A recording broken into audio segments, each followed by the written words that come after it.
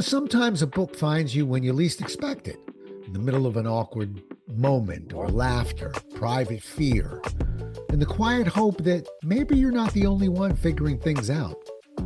I've got an author I'd like you to meet who writes with heart and humor and the kind of honesty that makes you feel seen. His debut young adult novel follows a closeted 16-year-old navigating panic attacks, first love, and a secret that threatens to cost him everything, all told with a voice that's tender and real. Stick around because you'll not only learn more about this book, you'll learn about the writing voyage this author took to create it.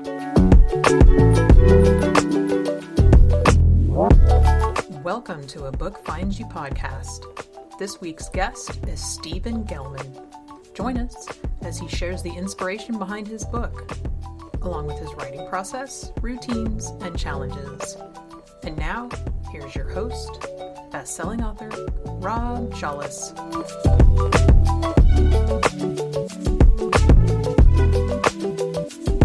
Today's guest, Stephen Gellman, is an award-winning songwriter turned author.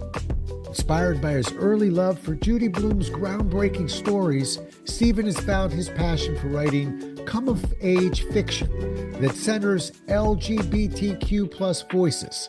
His debut novel, Somewhere in Nowhere, releases April 14th. Happy to have you with us, and welcome to the show, Steve. Thank you. Thanks for having me. And hey, can I call you Stephen? You or can. Steve? I answer to both, but Stephen is usually my preferred name, but Good. whatever. Right. Good. More importantly, this is Oscar. Good to see. Well, this is a podcast, so people aren't going to get to see Oscar, but I'm going to describe him. The most beautiful poodle something or other that you're ever going to see. And Oscar is, we'll see how well behaved he is during the show, but if you hear a little bit of sniffing noise, it's Oscar. All right. I forgot this wasn't on video. There you go. Well, pleasure to have you. Let's dive in. And I want to talk about this book. You write about navigating love while carrying a secret. I believe your one of your characters is Simon. And Yes. And so what did you most want readers, especially LGBTQ plus teens, to feel when they're, in a sense, walking alongside Simon? I'll tell you the thing that keeps coming up for me, and even though it's a bit cliched, it's okay to not be okay. Simon, the protagonist in the book, is not okay. And all of us, it doesn't matter how young or old you are, there are times in our life where we have struggles. And in Simon's case, these are mental health struggles, neurodivergent. Mm-hmm. And sometimes you just have to accept that it's okay to not be okay. Yeah. Which, it's funny. It sounds so simple, the phrase, and yet I'm assuming it can be debilitating and a lifelong struggle for some people. So, the show's called A Book Finds You. I'm curious because I don't think you found the book, it found you. Was there a moment? Was there something? Because we're going to talk about you as a musician in just a second. But was there a moment where you went, you know what? I got to write this book. Yeah, so it's a really strange journey how I got here. And now that I'm here, I never saw this life change happening, but I am loving it so much. But the journey to getting here was totally not planned, ever foreseen, ever thought about. I had never ever thought about writing books. I have loved books my entire life. As you talked about in the intro, like as a child, Judy Blume's books were everything to me. And my lifelong, love of reading has always continued, but I never thought about writing books. Basically, what happened, it was a series of two events. So this is local, the Gaithersburg Book Festival. Sure. So I was at the Gaithersburg Book Festival, which I go to every year, and I was walking around and I noticed this booth was called the Writer's Center. And I was just looking at the booth going, I wonder what that is. I wonder what that is. And there was a woman behind the booth and she saw me looking. She's like, come on over. And so I walked over and she's like, oh, are you a writer? And I said, no, no. And she's like, well, you seem very interested. What do you do for a living? And I'm like, well, I'm a singer-songwriter. And then she's like, hello, hello. I'm like, what? Like I was so I didn't see it. And then she's like, it's in your title. And I thought, oh my God, I never thought about it. I guess I am. And then, I just kind of laughed about it. And I was like, who knows? Maybe someday. But, I went on, enjoyed the festival. And then a year later, COVID happened. And as a working musician, I lost all my work because I do that for a living. And so I had a lot of free time on my hands. And I'm like, I was watching some TV talk show from bed, and I was like, I need to find something to do with my life. And I just recalled that conversation. It was as simple as that. And I thought, I should use this time and write a book. So I literally got out of bed, put the kettle on, sat down at the table, and then I'm like, well, what do I want to do? What do I want to write? Yeah. Like, I think I was successful because of my naivety, I can't speak, my I think it's naivete. naivete. Thank you. Yeah. My naivete. Like I was just kind of in my ignorance. I I was just like, oh, let me just do this. This will be fun. And I thought, I know I want to write about a kid who's dealing with anxiety and panic disorder because that's what I was dealing with at the time. And I said, I can write about this from an honest place. I'm going to write a fictional story, but I'm going to put what I was going through into the protagonist because I would literally be up all night with panic and anxiety. And so I could sit down in the morning at the computer and literally write from a pure place about what literally just happened. And then the story just started coming. It just started coming to me. I knew I wanted to write a book like the books that inspired me as a kid from Judy Blume. So I knew I wanted a classic coming of age novel, and it all just started falling into place. Wow. And so you didn't have any detailed outline. You just put the hands on the keyboard and started with Call Me Ishmael. I mean, you were just moving. Yeah, so that was how I started for the first chapter, which, ended up getting scratched later on, but it got me started. I wrote a first chapter, like just off the top of my head, without even thinking, just talking about it was a kid with anxiety. And then I just kept reading over it and going, I like this. I have something here. I'm like, but I can't just wing this. So what I did was after I wrote the first chapter, I did an outline and I made like the points I wanted to hit in the story. So like I knew I had my beginning and I knew how it was going to end. I had no idea what happened between the beginning and the end. Right. And so I plotted an outline of what I wanted to do. And then I went back into it and I just started, working those points and writing, and it just came. Now, then in the revisions, I ended up scrapping the whole first chapter and writing a new first You chapter. still have that first chapter? I do. Good. I'm going to make a suggestion to you. You have a website yet for the book or you? Yeah. Hmm. Okay. So, if you ever are you trying to grab names? Are you trying to build a database of Oh, followers? yeah. Yeah, because Okay. I'm new to writing. I've just Right. been a musician my whole life. So sometimes, we call it in the sales world a whiff 'em. What's in it for me to sign up for your mailing list? And sometimes what we give them is something that nobody else normally gets. And so I see that first chapter, and I'm just throwing this out as an idea, Stephen. I But love it. if I went to your website, I thought, oh, I can get the book on April 14th, ladies and gentlemen, Go to Amazon, get this book, and don't forget to write a review. So I get this book, but if I sign up, I get to see the one chapter that really launched this thing. That feels I love special this to me. idea. Okay, I'm going to do this, and I'm going to credit you for this idea. You don't I have to do love this idea because it's a completely different first chapter. right. But you see, a Completely follower, different. somebody who's following you, would treat that as gold. They would, it's like an artist. Here's a piece that I didn't put in the show, but it got me to a really great piece. I'm going to make it available. Your followers Love will love it. that. Yeah. I love that idea. Oh my gosh. I'll have to wait because the way I restructured it, the first chapter then like gives spoilers away Yeah. Let's wait a if little. yeah, so I'll have to wait, but this is a great thing, especially after the book's been out a few months, Yeah. as some like you know, something I can offer people. Yeah. Thank you. Oh Yeah. my gosh, I love this. All right. Well, let's see what else we can find in our Yes, conversation. yeah, keep them coming, please. The chestnuts of wisdom. You're getting pearls here. Yeah. The I'm also curious about the musical part of you. Do you write songs? Yes. Okay.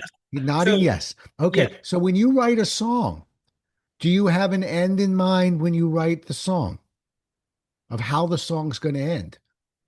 wow, this is fascinating because I've done a lot of interviews for music over the years, and nobody has ever asked me that. I always get the question, does the music come first or do the lyrics come first? I've never gotten the question you just asked, though they're somewhat related. Let me backtrack for a minute. So sometimes I'm sitting with my guitar and I'll play something that's like, oh, I kind of like that. That sounds like a song, and the music will lead. It'll come first and then the lyrics come. Sometimes I'm driving in the car and I think of lyrics. Now I drive in the car and I think of stories, plots. But and that'll come first and then I put music to that. And sometimes they come at the same time. So with your question, um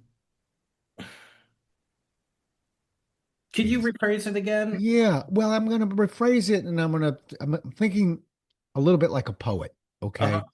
I'm not a great poet. I'm a nonfiction writer, but it doesn't mean I'm not creative, but Uh-huh. I'm not a poet. But I write poetry. I just never published it. And when I write a poem, I tend to know how it's going to start and how it's going to end.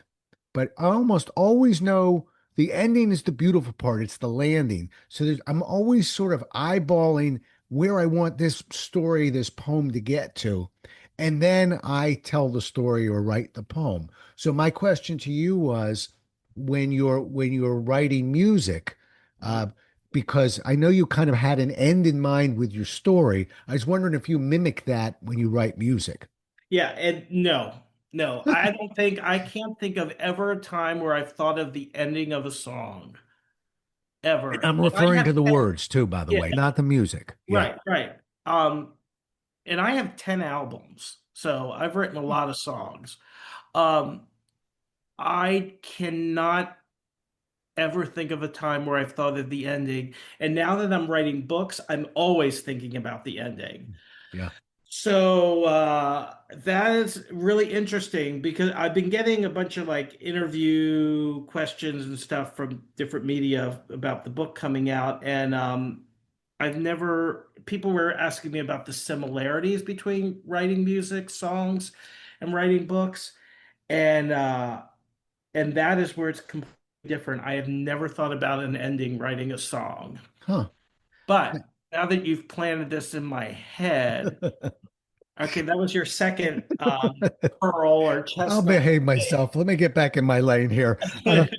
When you're writing, and I'll say music or your book and Uh-huh. your story in chapters, uh, do you ever think when do you know when it's good or you should let it go?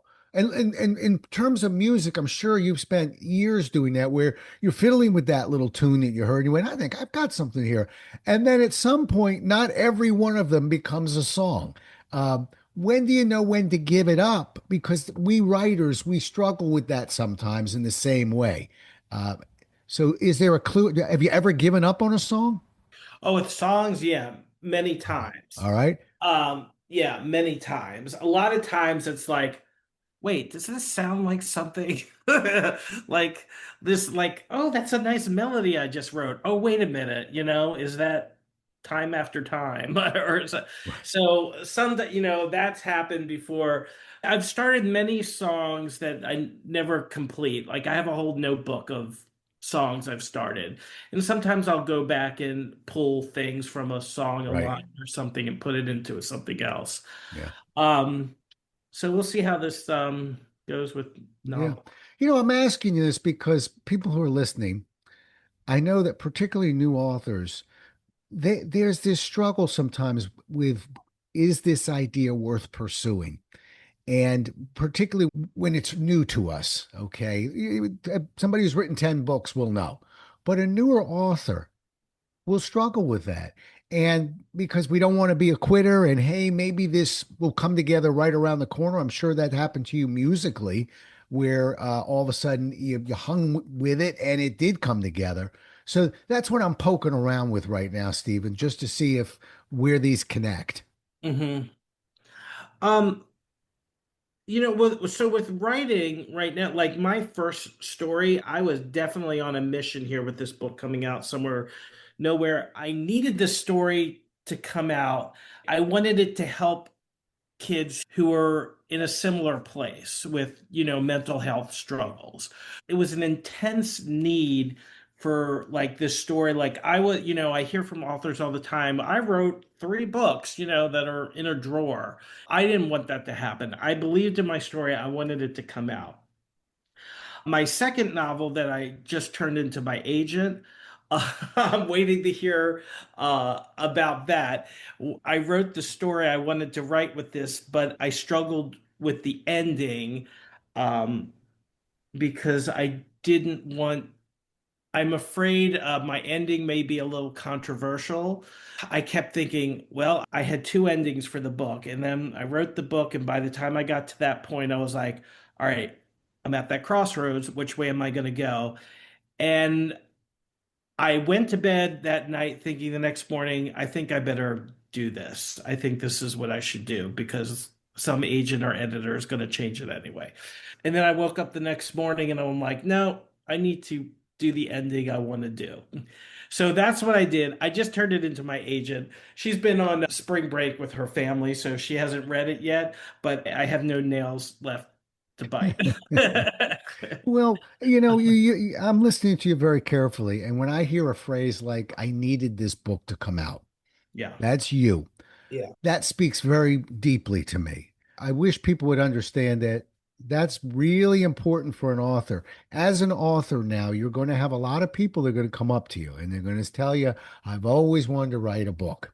And you are going to say, well, that's lovely. What's your book about? And frequently I get people to say, I don't know that yet. And that's, we have to be polite and respectful, but that's the wrong answer. The right answer is, I have a story. I need this to be told. I have this Mm, burning in my belly that mhm. needs to be told.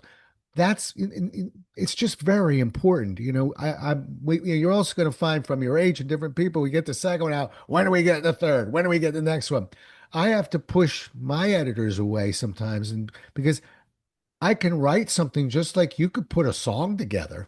Do you want a song or do you want something that's beautiful, that will touch people? Mhm, mhm. So we have to be true to that. So Right. I'm glad you selected the ending that you did. Let's hope the agent gets it. But this is, Yeah. you're drawing this piece of art, and you got to be true to that piece of art. Right. So now, a couple fast questions. Your book's coming out April 14th. Is there Yes. a book launch that you're setting Yes. up? Yes. Yes. So the night of the when the book comes out, Tuesday, April 14th, I will be in Hanover, PA at a bookstore called Little Fox Books. But the big book launch for locally here in Frederick, Maryland will be hosted by Curious Iguana Bookstore in Frederick. And they're hosting it at the wonderful Frederick Center just down the street from the bookstore. And that'll be Saturday, April 18th, Saturday, April 18th. hosted by Curious Iguana at the Frederick Center at 2 o'clock in the afternoon. Lovely. Okay. You can have books there? Oh, yeah, of course. Okay. Now, And if you're in Pennsylvania, if you're in PA, I will be at Little Fox Books on Tuesday the 14th for the book release night. I think we got a better shot of me and Frederick, but I'm going to give you another piece that I don't need you to write it down, but I need you to remember it.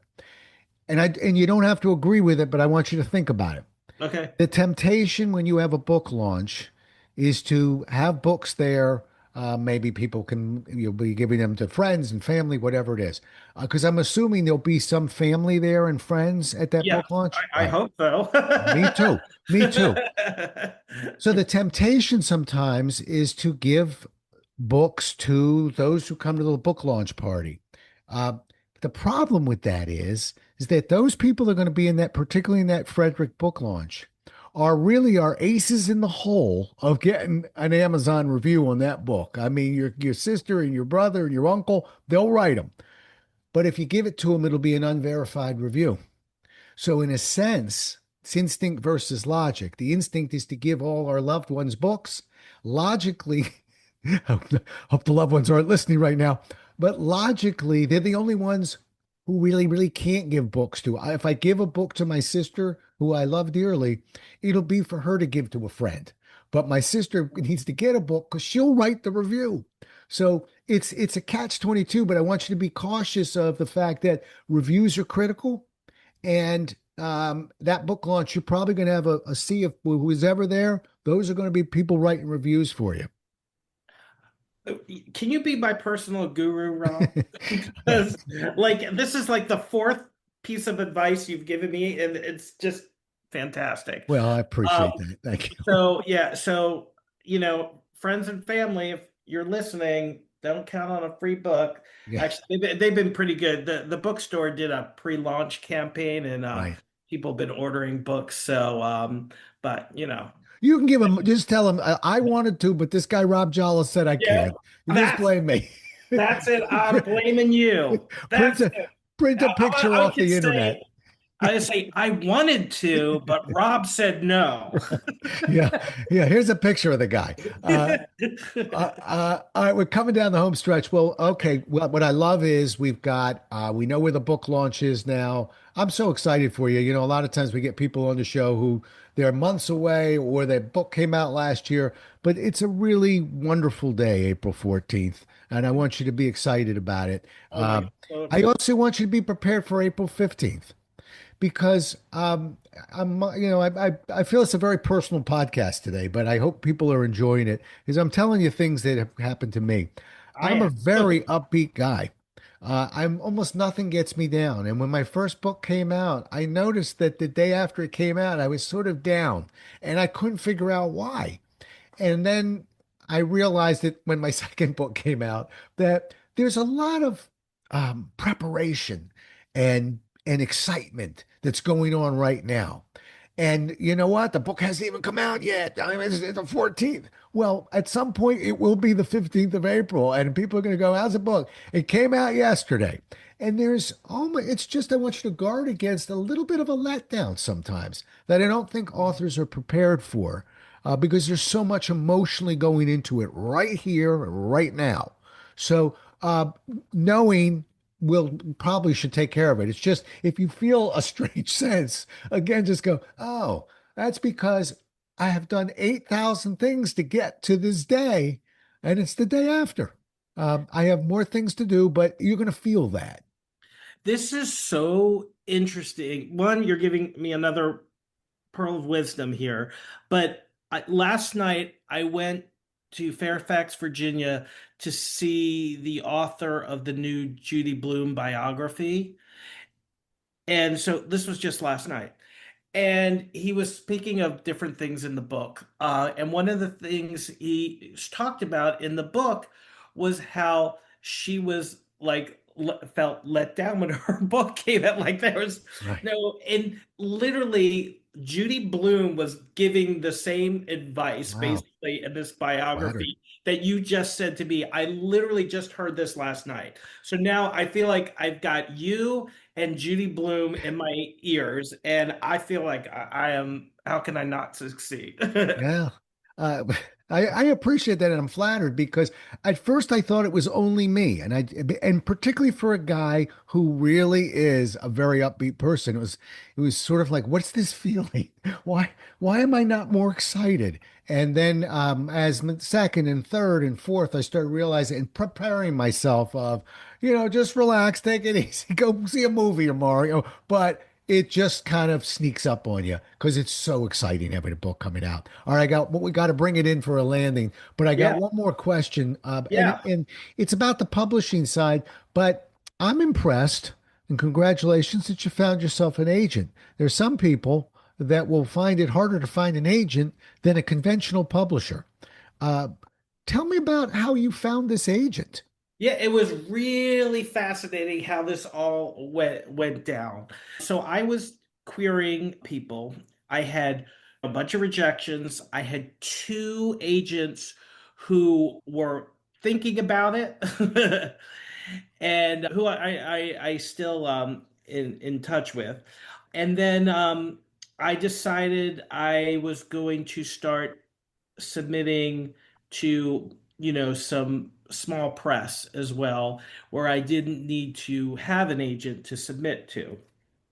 So I knew there was one right away that I wanted to submit to that was an LGBTQ plus publisher. They only do books for them. They've been around, like 12 years and they've done a lot of books. And I have many of their books they've put out. So that was kind of a no-brainer. So I sent to them, and then it was within one day I got an offer from them for publication, and I got an offer from an agent. Hmm. Oh, So I'm like, what should I do? So talking with the agent, we had two routes to go, and that is I could accept the publication offer and accept her offer, and she would negotiate with them. And she kind of sold me on two things. She said, one, I'm signing you for a career, because we discussed my other books I had. Somewhere and Nowhere, it's a standalone novel, but it's part of a trilogy of standalone novels that also have minor characters from each book, so it builds on one another. So if you read all three, it creates a bigger world. But anyway, she said, I'm signing you for a career, and I think you should take this offer. She said, the contract looks good, blah, blah, blah. And nobody knows who you are.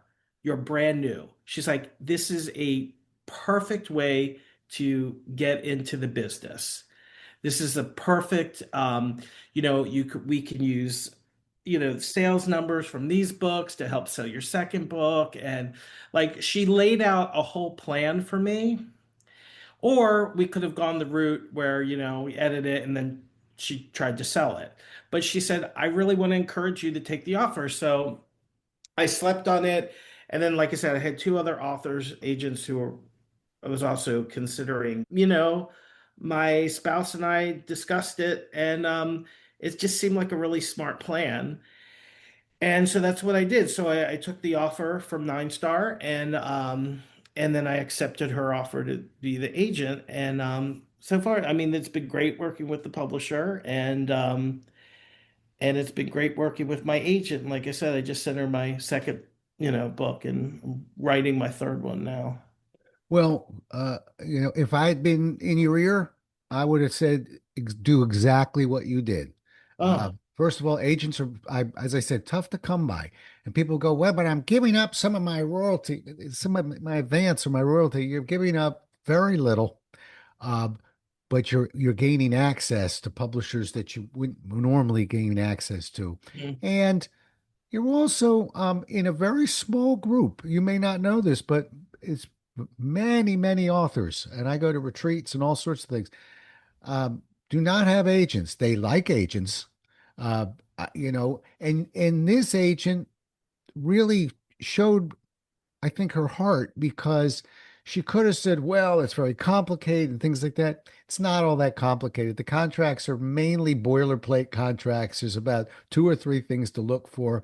Uh, we don't necessarily get wealthy off our books. We get, if there's wealth, we get it from the doors that these books open, okay, by having a book that's so we don't need to nickel and dime whether we're giving an agent something. We should feel flattered that an agent's involved long term and's got your back. I wish more authors that had that scenario would not be focused on, but I've got to give up this small percentage. It's like you don't understand.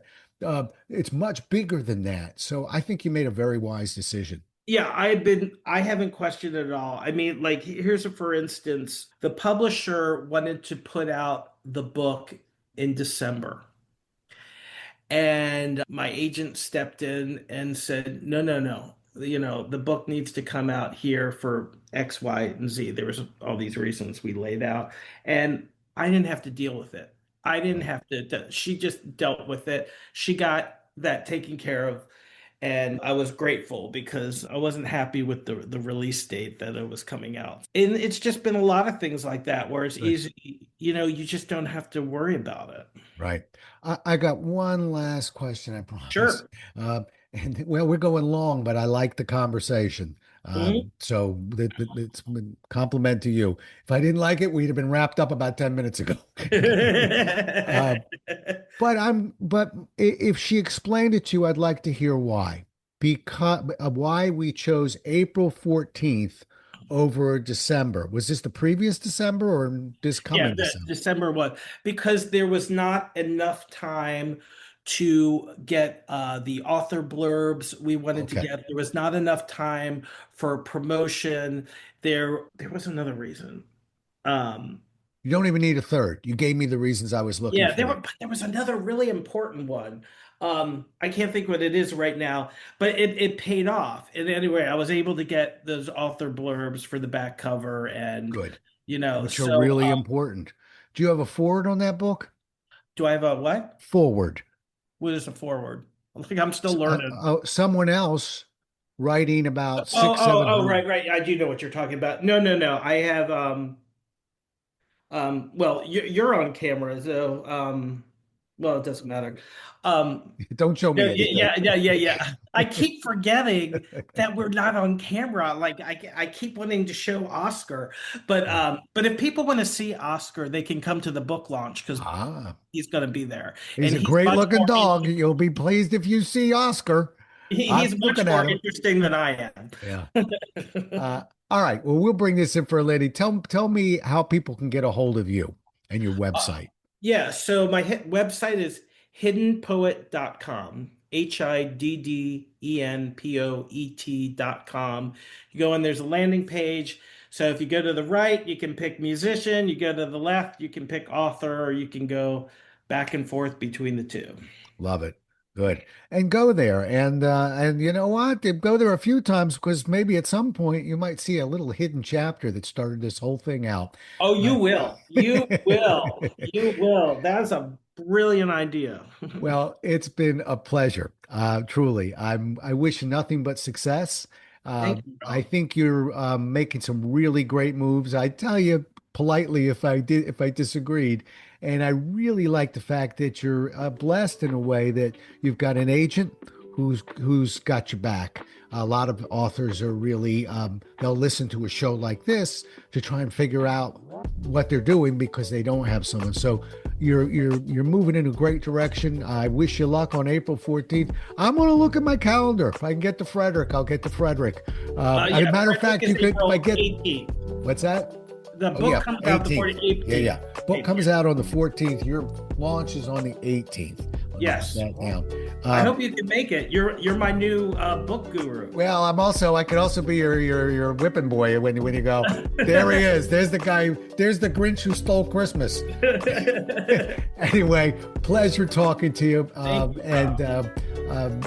really hope this book does very well. We'll keep an eye out for you. Thank you so much. Thanks. Appreciate it. Your time. Thank you. You Bye-bye. bet. Well, we'll do it again as well as we can next time, everybody. Until then, stay safe.